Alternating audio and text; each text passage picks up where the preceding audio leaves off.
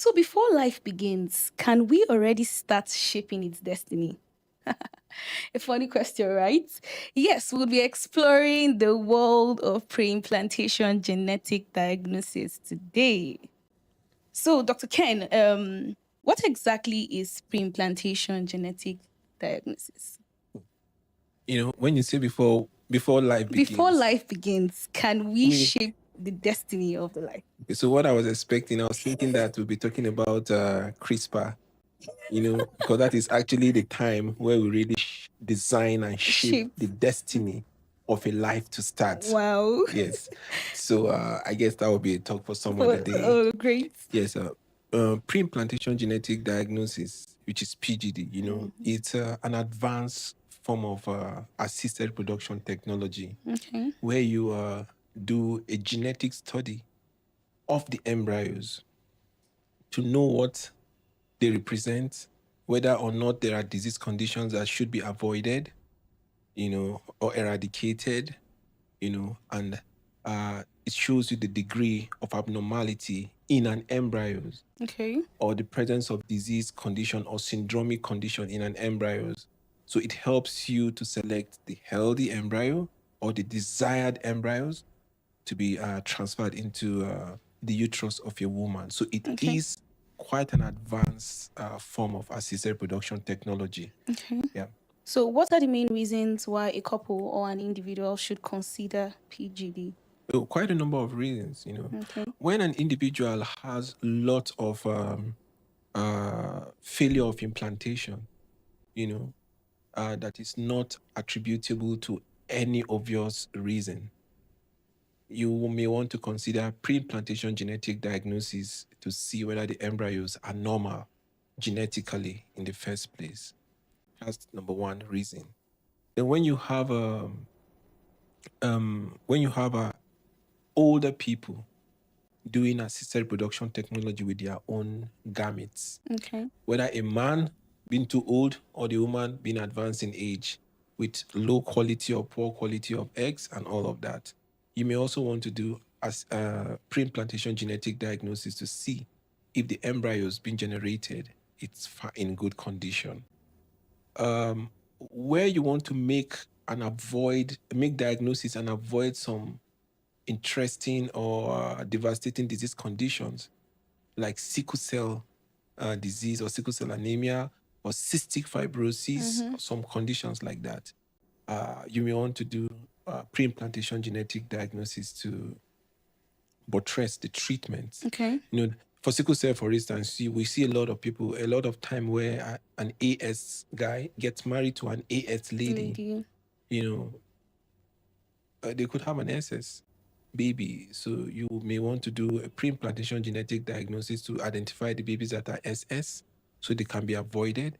And then the embryos that are normal, then be selected and transferred to the woman. Okay. So that is one reason for doing pre-implantation genetic diagnosis. But of course, as we see a lot in this part of the world, when couples want to select the gender of their babies and they have the means to do that with precision without guessing, IVF with pre-implantation genetic diagnosis is what it should be advised for that. And quite a number of couples do that because all other means of identifying gender or selecting gender, it's based on a lot of probability and guesswork and are not reliable. Only reliable way is pre-implantation genetic diagnosis. Yeah, those are some reasons why some couple you want to advise some couple to do pre-implantation genetic diagnosis. So how accurate are these pre-implantation genetic diagnosis? Oh, well, even though the practitioners will tell you that it's not 100%, but most times when the results are produced, the degree of accuracy is 99.99999. That's already so you can tell how accurate that is. Very accurate. Because you see what it is, you identify what it is. Yes, it may not identify or diagnose every single genetic disease, but the vast majority of genetic disease could be identified, make diagnosis and all of that. Okay. Preimplantation genetic So, but diagnosis. in the case of an IVF treatment, Yeah. is this compulsory for all persons who are undergoing IVF to? Is it recommended, or is it something that a couple can just pass? As it is right now, it can't be recommended for everyone doing an IVF treatment cycle because the cost is enormous, you know. So and then the regular people may not have the funds to have this kind of advanced treatment, you know. Even in countries where you have it readily available, it's still not applied to every everyone? couple Okay. doing assisted reproduction technology. There are reasons why every society deploys that, especially when these services is offered by an insurance or covered by an insurance or under the health scheme of of some countries. So it is not for everyone. There should be a reason. But if it's going to be applied to everyone, then it will make IVF a very interesting thing to see, because then the success rate in IVF would be very high, you know, because most times a good number of embryos are abnormal. And that is why you have a lot of failures in IVF, you know, aside from the fact that the endometrium could also be a problem. But more embryos are abnormal than normal. Wow. So, and it's only when PGD is applied that you'll be able to know to make perfect selection. So it is a future that I would like to see, having PGD applied to all IVF treatment. But as it is right now in sub-Saharan Africa, even the regular IVF treatment cannot be afforded, you know, by individuals so easily. Then it's going to be a lot more difficult if PGD would be. And then population and health of the population is also not the premium of our governments. The government is still battling corruption, battling infrastructure infrastructural development, you know, and government structure and social amenities. So the government doesn't even have money to care for itself. Let alone thinking about pre-implantation genetic diagnosis. And of course, most insurance in Africa considered fertility treatment as luxury, while some other insurance in Western nations consider fertility treatment as premium and priority. Go to Japan, for instance. Go to England. Go to Bulgaria. You know, these countries have a tailing population, and then without population, there is no country. Yeah. So their fertility is important. Go to Israel. Fertility is very important. In fact, Denmark at some point gives 2 free IVF for its citizens. Wow. The same thing goes in Israel.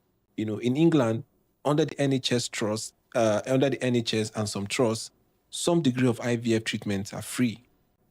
Interesting. Exactly. So, but then, even in those places, pre-implantation genetic diagnosis is not covered across board. Okay. It's only done when it is indicated. So, but in this part of the world, fertility treatment is covered by individuals, it's paid for by individuals. So, making that compulsory to make fertility treatment impossible. Amazing. Yeah. Okay, so do you think that PGDs can reduce the rate of miscarriages amongst women? Exactly. Okay. Most miscarriages, for instance, if you take out the role of endometrium in causing of as a cause of miscarriages, which of course is big in this part of the world, because you see, as an intrauterine surgeon, I when I carry out hysteroscopies, I could count in my fingers the number of endometrium that are normal. In fact, members of my teams and those that come for training in our facilities, gynecologists that come for training in facilities, after going through our rigors of hysteroscopies, their perception about the endometrium always changes, because it comes up as one of the main reasons why IVF fails. This is in this part of the world, okay? But then recurrent implantation failure, early miscarriages are a lot because of abnormalities in the embryos. And when embryos are abnormal, pregnancy can't happen. Even if pregnancy happens, it just for a short while, she could have a miscarriage. So you have failed implantation, failed pregnancy, miscarriages, and all of that. So if when a pre-implantation genetic diagnosis is done, for instance, you will see that you will identify the embryos that are bad from the onset, that are not capable of becoming pregnancies. And of course, they are usually more in number than those that are normal. So you extract or exclude the abnormal embryos and you just transfer the normal embryos. That will improve the chance of having a successful IVF treatment. So for a woman who is undergoing an IVF treatment cycle, how long does it take for these PGDs to be done before the embryos are transferred back to the woman? All right. Now, the time duration differs for different reasons, okay? If you're doing it in a center that has all facilities, it could be done within the same IVF treatment cycle. So within 3 to 5 days, you could have this procedure done. But because pre-implantation genetic diagnosis is done usually on day 5. Okay. Now that's the current timing that is advisable at day 5. Sometimes it requires freezing of these embryos while you're waiting for the results to be available. So it depends on how soon it takes the result to be available. So if the result comes out within that same treatment cycle, you could have an embryo transfer. But if it wouldn't come out within that same treatment cycle, you may have to prepare the woman to have a frozen embryo transfer. So you freeze the embryos while you're waiting for the results of the pre-implantation genetic diagnosis, after which you make selection of the healthy embryos, the normal embryos, and then you could have a transfer. But it's good to note that most embryos that do not implant usually because of genetic abnormalities. And this is what PGD would fish out. Amazing. So do you think we'd ever get to a point in our society where PGDs become a routine for all IVF treatments? Well, no. I'm just trying to be practical. I'm just in our society. I'm thinking of this society, this sub-Saharan society. Yes. Oh, wow. I think it's impossible. Wow. Yeah, because even now, it's not yet possible in European nations where you have most of these things available. Applying IVF, pre-implantation genetic diagnosis for everyone. Where is the funds going to come from? So it's going to be only applicable where you have real reasons to do that. Yes, real reasons to do that. So it's impossible for now. Boy, it's impossible. Oh, Grace, but there you have it.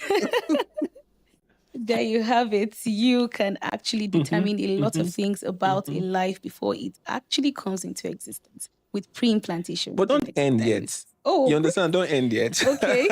Don't end yet. You see, it's good to talk about the future of reproduction. Okay. And this is a very important future to me. When it started, it caused a lot of chaos. Okay, assuming you've done this pre-implantation genetic diagnosis and you have selected the healthy embryos, the one we call euploid embryos. Euploid, normal embryos with normal genetic content. You know that these embryos are normal. Okay. I'm saying this because of how you started this conversation. Exactly. I knew we're going to come back to this part. Yes. I just allowed you to finish. Now this is my time.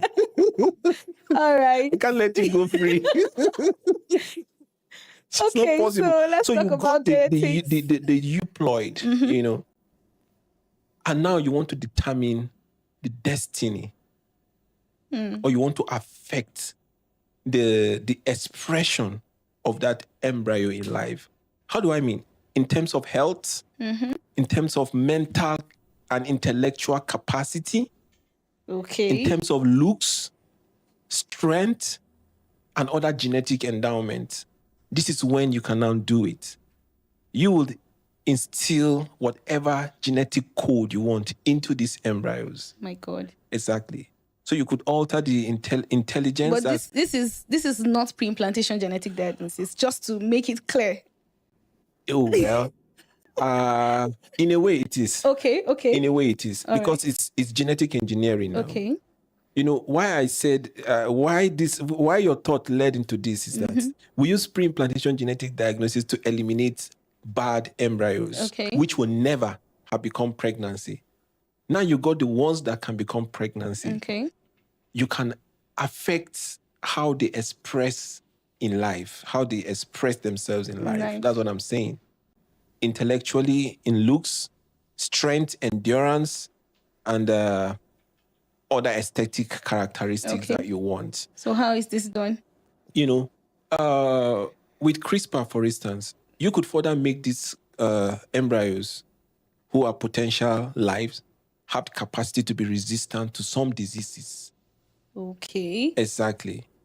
And then if you find out that there is, for instance, there is cystic fibrosis, a gene for cystic fibrosis, any of the embryos, you could use CRISPR to take it out, to excise that gene for cystic fibrosis in this embryo. And cystic fibrosis is a life sentence, a death sentence anyway. You could use it to excise it from these embryos and replace it with healthy gene so that this embryo can express itself in life as a human being without cystic fibrosis.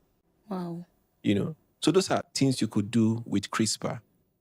If you want to be aesthetic about, for instance, we know that Jennifer Lopez, for instance, took out her breast. I'm not sure which name I'm mentioning now. Is it Angelina Jolie? Angelina Jolie or something. One of the celebrities. Okay. Let's get it right. In case I mentioned the wrong name, apologies. But it's information that is in public domain. Yeah. Because she had BRCA genes, which are the genes for cancer of the breast. Yeah. You know, her breasts were taken out as an adult. But from conception, you could take out those genes from the genome. Wow. Yes, and CRISPR is what can do that for you. So you can actually avoid cancer before the child even comes into existence. This is like incredible. Those of us that have genes for diabetes, my mom is diabetic, you understand? My mom is diabetic. And all of these things are genetic. Yes. Even though it's an adult onset type 2 diabetes, it is genetic. So I probably have the genes. You understand? Yes. So if I was created or generated as an embryo, you know, you could do a gene mapping in me and take out that by CRISPR so that I'm born without risk for having diabetes in life. Now I'm at risk. You understand? I won't forget to tell you the story of a couple in China who were both HIV positive. Okay. And were concerned about the health of their baby that they're going to have. They have an IVF. They had an IVF rather. And babies were created or generated by IVF from their eggs and sperms. And then the CD4 cells receptors were modified using the CRISPR technology. Wow. So that these babies cannot be infected by HIV. These are superhuman in real life. They are alive now. Everybody frowned at this. I mean, the scientific world, the ethics in China frowned. The doctor embryologist involved was in prison for 3.5 years. But he has been released and freed and celebrated as a hero of our time, hero of CRISPR. So there are a lot of disease conditions that are begging for cure, for elimination. And then this is one way you could eliminate them. From the human race. Sickle cell itself is one that needs to be eliminated. It should be eliminated. And of course, if you go to the point of talking about endowment, beauty, you know, strength, muscle bulk. Like I'm slim, for instance. I don't have muscles. Even though I've been exercising to muscles, I refusing to come. Well, you know, there are myostatin genes, for instance, that stop muscles from growing. You know, so if you deactivate mine, so it can make my muscles to grow. And these are all the things that can be done to the human. At the stage of an embryo. This is incredible. And then the human will have a different expression. So when you say you can determine the destiny of an embryo, this is what struck me. And this is actually the place we're going to right now. The world may not like to hear it, but we're heading there anyways. We are heading there. You know, gene for intelligence is another. Yes. And so you could create an embryo with a genetic endowment to be intelligent as a child when he's born or when she's born. Tell me intelligence is not important. It is. It's super important because intelligence it's an ingredient for national and international development. Improves your gross domestic product and output and happiness. improve and increase invention and all of that, And so there are a lot of things about the human that are not desirable. You could just take them out, and make and affect the destiny. And of course, you see that even criminality, has been traceable to human genes. Wow. In areas where crime is dominant. You could use it to take that to affect crime output, crime rate in a society. I'm serious. I'm not kidding. Interesting. The documents are there. The researches are all there. And incidentally, I'm a member of that society. Wow. You understand? And we have our meeting yearly. Wow. Where all of this. So as we speak, sickle cell disease now has a cure. And the cure is through this CRISPR that I'm talking, even in adult life. Did you say even? I thought we were just at the point of the embryos. Now we have gone to adult life. Oh, great. Okay. Yes, it's a gene therapy, and blacks, Negro raised living in Western nations with sickle cell disease have gotten cure. You understand? And are getting cure. The British government is using the CRISPR to treat and cure sickle cell patients. Tell us something. They don't have sickle cell as Caucasians. Yes. It's immigrants. You're immigrants, right? Yeah, that's what they are called. Yes, immigrants. That's what they're called. We that are there, that the cure of all of that. We need that here. So this is the future we're looking at. And we are headed to that future. Nothing is stopping it. The question is, we need ethics. We need who would define what is acceptable and what is not acceptable. I agree with that. So that everything can have control. Moderation. Have you heard about military guys whose eyes have been wired and genetically engineered to see in the dark with vision and sight like infrared sights? This is crazier than I thought. So you can imagine Nigerian gorilla. Then Nigeria, we used to brag ourselves that we have gorilla soldiers. Yes. That have not finished Boko Haram yet. We have gorilla soldiers who are trained in warfare. You understand? But how can you fight in the dark, for instance, when you're fighting against somebody who can see even in the dark with infrared sights? Because the sight have been genetically manipulated. It means we are going to a world where we'll have superhumans. The things that we see in movies are gradually becoming a reality. No, it is reality. Oh, well, that's great. So that reality is here. The reality is here. Yes, thanks to the inventors of CRISPR. And gene modifying or editing technology. Yeah. That's the future we're looking at. That's the future we're looking at. That's good. And we're already stepping into it. One leg into the